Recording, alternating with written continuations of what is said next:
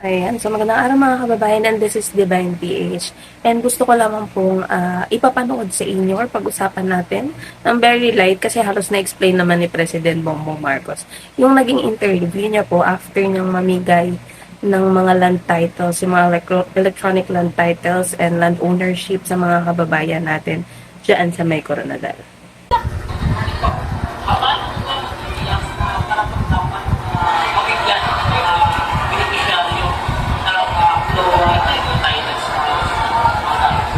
Dahil yung mga qualified na beneficiary ay matagal na namin nasa amin yung listahan. Hindi lang talaga nagawa yung pagbigay ng titulo. Ang nangyari, nagbigay ang gobyerno nakarangan pinatong panahon magyakang nagbigay ng tinatawag na consolidated CLOA. Yun lamang, yun sa consolidated CLOA, maraming may-ari ng lupa, hindi nila alam kung saan yung kanilang isasaka ng lupa. Kaya nagkakagulo, hindi nila matrabaho ng mabuti. Ito, yung titulo, maliwanag na kung ano ang survey, kung saan ang area, kung saan ang bawat may pag-aari ng bawat beneficiary. Kaya yung mga sa qualification, matagal nang nasa amin yung listahan, ngayon pa lang namin gagawin, aayusin lahat ng titulo para lahat ng beneficiary ay alam nila kung alin, nasaan, gaano kalaki ang kanilang lupa at kung ano yung isasaka nila. Kaya yan ang aming ginagawa ngayon. So, tatapos ito na lahat ng beneficiary na dapat nabigyan ng titulo ay mabigyan bago matapos ang ating term.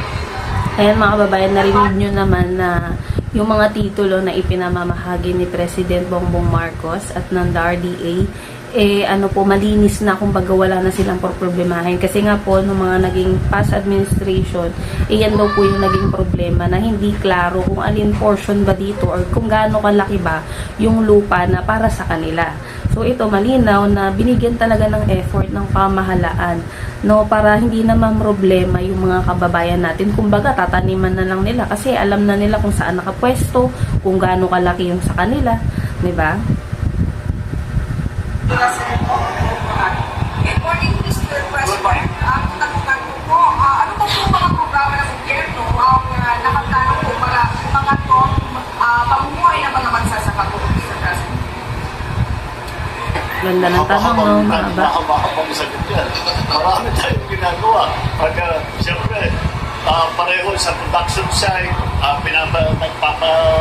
pinapaganda natin ang production natin, naghahanap tayo ng mga bagong varieties para mas matibay na hindi masyadong naapektuhan ng mga bagyo. Number one. Pangalawa, yung filmmaker na binibigyan natin ng makinarya ang ating mga magsasaka para yung mga processing ay nasa kanila na. At ang paglabas, hindi sila nagbebenta ng palay, kundi bigas na. Para lahat yung kita, hindi mapunta sa trader, sa middleman, mapunta talaga sa magsasaka. Tapos, yung bagong ginawa natin, yung inaambendahan natin yung RTL, yung price tarification law, ito'y ginawa natin para ma-control natin yung presyo ng bigas dahil masyadong mabilis tumaas ang presyo ng bigas. Kaya kung pagbibigyan tayo ng ating kongreso na makapag-import na, makikipagsabayan, ito naman talaga ang unang kung bakit tinayo ang NFA. Tinayo ang NFA para ayusin ang presyo, price stabilization. Kapag nag-aani, mababa ang presyo ng bigas, bumibili ang NFA para hindi naman masyadong mababa ang presyo ng bigas. Kapag naman tagtuyot, o talagang pagsabi, walang ani, magbibitaw sila ng supply para hindi naman tumaas masyado. Yun ang gagawin natin ngayon. So, para sa consumer, yun ang ating ginagawa. At inaayos natin yung mga kwento, inaayos natin ang mga FMR, inaayos natin lahat para maging mas madali at mas mura ang pag-transport ng produkto. Hindi lamang bigas, kung hindi lahat ng produkto ng ating mga magsasaka at saka mga isda. So, kailangan buuhin yung sistema. Nung kampanya, pinag-uusapan ko yung value chain ng agrikultura.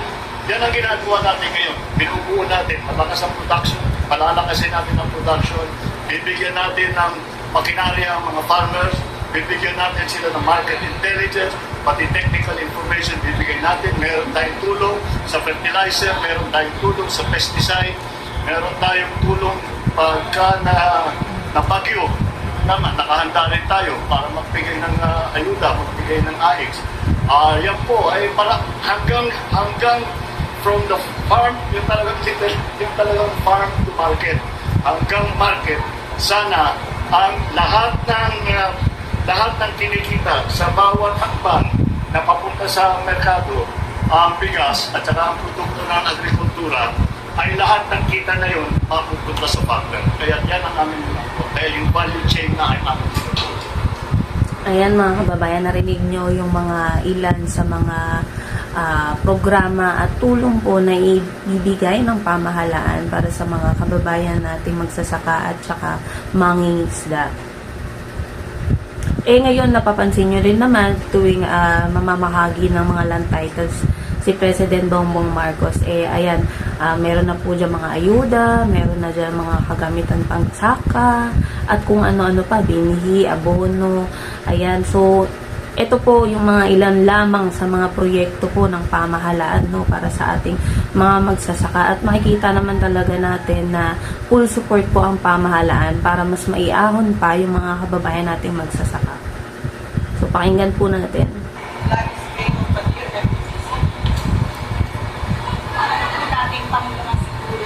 Upang ipamimigay sa paano po natin masiguro na upang ipamimigay sa magagamit para sa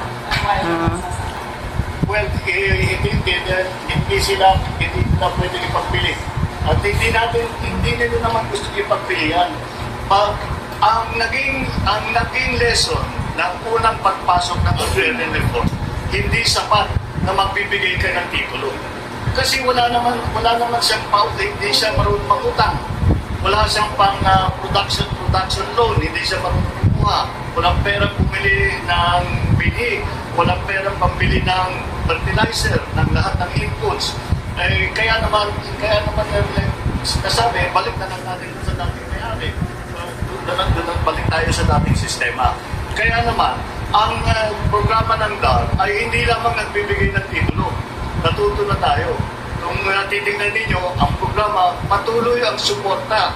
Suporta sa pamamagitan ng mga makinarya, suporta sa pamamagitan ng technical services, suporta sa pag-monitor, at lahat ng support services ay gagawin pa rin ng Department of Agrarian Reform para sa mga beneficiary.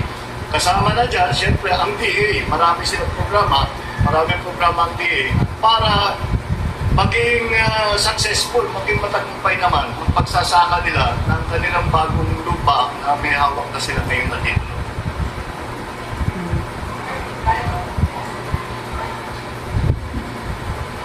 Good morning. Mr. President, dapat din namin yung kayo po mismo ay lumalapit sa mga tao. Sa po, iikot-ikot niyo po, Mr. President, may namigil na po kayo na dapat makayusin. Marami. Marami bang dapat ayusin. Yung halimbawa, yung mga sa supply chains, kailangan ayusin. Yung transport cost, kailangan natin ibaba. Kasama dyan, hindi lamang yung FMR, pati na yung mga ports, agricultural ports. Kasi, napakamahal, at saka yung mga cold storage, yun yung mga, para hindi naman masira yung isda, hindi masira yung mga ibang produkto na inaanin ng ating mga inaanin ng ating mga magsasaka. Kaya marami pa rin tayong kailangan gawin. We have to fix the supply chain para sa farmer. Kailangan din natin na ipagsama ang private sector at saka yung gobyerno. Kasi ang private sector, yung contract farming, maganda rin yun pagka magkaroon ng contract farming. So, isa yun, parang kasama na yun sa sagot na tinanong kanina, na yung pag nag-government of practice ng contract farming, ito talagang ibili yung lupa at gagamitin talaga nila dahil may magkikita sila. Meron silang alam. So, parang nalusaw lahat ng sistema ito for the last many years. Kaya kailangan buuhin ulit. Ano nga ito? Oh, Nagulong si Secretary Sena. Sir, gano'n tayo are we sure na matatapos natin ang pamamahagi na ito before the end? Susundin namin lahat ng utos ng presidente. At sa tingin ko, dahil iba ito kasi itong programang ito talagang nandyan sa likod namin ng ating Pangulo.